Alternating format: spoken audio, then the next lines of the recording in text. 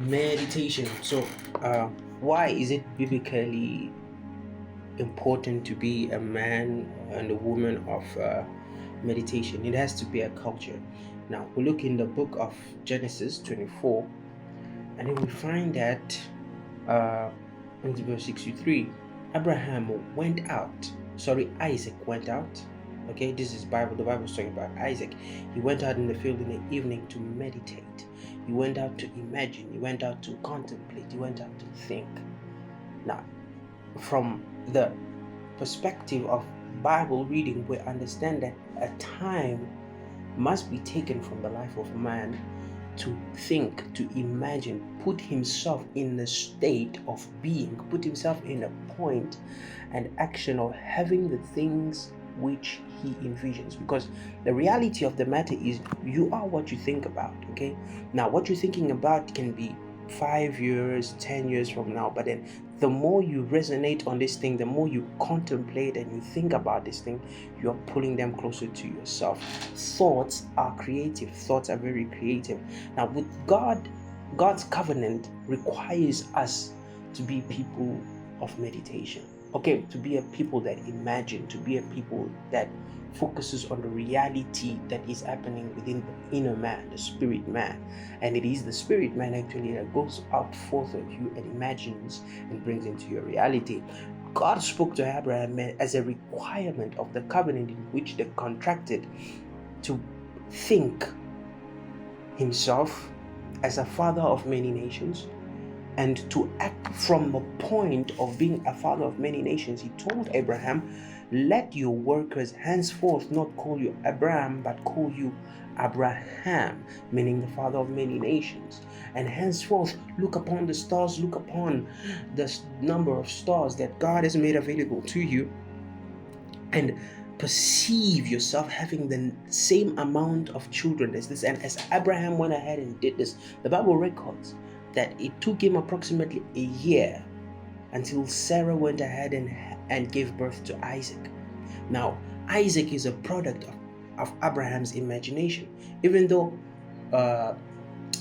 Sarah was barren and couldn't conceive for many years, almost 100 years, but then the moment Abraham took it upon himself and started meditating and allowing his ears to hear that he's a father of many nations, allowing his eyes to see that he's a father of many nations, and speaking it out of himself that he is a father of many nations, and thinking in his mind that he is a father of many nations, he created the reality that required him to be a father of many nations. Okay, this is what was happening in the book of Genesis 22. And we saw this, and it is amazing to realize that that same power that was working in Abraham can be available inside of you. So key in, concentrate. What are you looking for? Have the desire of your heart. Meditate upon this thing. Be a man and a woman that systematically arranges his thinking. The things that you are thinking about will produce the life that you will believe in. Maybe not today, but in the next couple of years, you will definitely experience the thoughts that are in your mind. You must correct your mind. Okay, you can't just let your mind wander. You gotta filter your thinking. Many people say that, oh no, things that happen to me happen by accident, and we're not in control, we're not in charge of what's happening to us. I beg to differ. Okay, everything that happens to you for a reason, and that same reason is you think about it. Okay, the Bible says, before you pray, I have answered. Before you uttered a word, God has heard you. He heard your thoughts, and He gave you the answer to that thinking. So if you're thinking negatively 90% of your day, and you only think positively maybe the 5 minutes in which you pray when you wake up, your life will result into a negative life. Your life will result into a life of sickness, bad health, addiction. You're not normal. You're not okay. And we understand that righteousness in God is called right living. We're going to talk about righteousness in God being right living in more detail when we'll be talking about faith. But then right now, I want us to go back into the heart of imagination. Okay, nothing can stop a man with a firm belief on the desire that he has and he has a clear imagination of the accomplishment of that desire. So whatever that is limiting you will cease and will stop limiting you the moment you accept in your mind and you can imagine it in your thinking that it is accomplished and it is done. Okay, now you need to live in a place where you are coming from faith and not going to faith, because when you are living from heaven to earth, you are bringing the manifestation of the things done to the earthly perspective. That is why it's written in the book of Psalms 23 that he restoreth my soul and it leads me into the path of righteousness.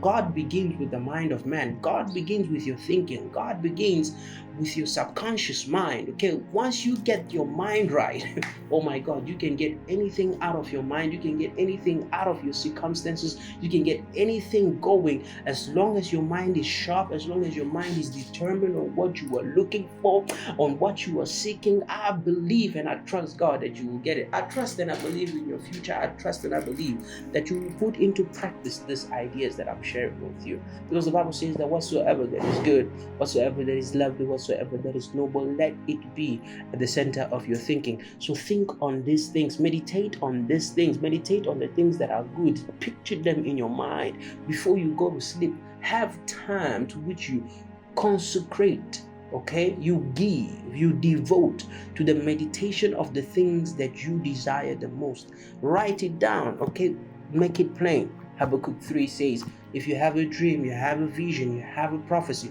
write it down, make it plain. Though it tarry, it shall come to pass.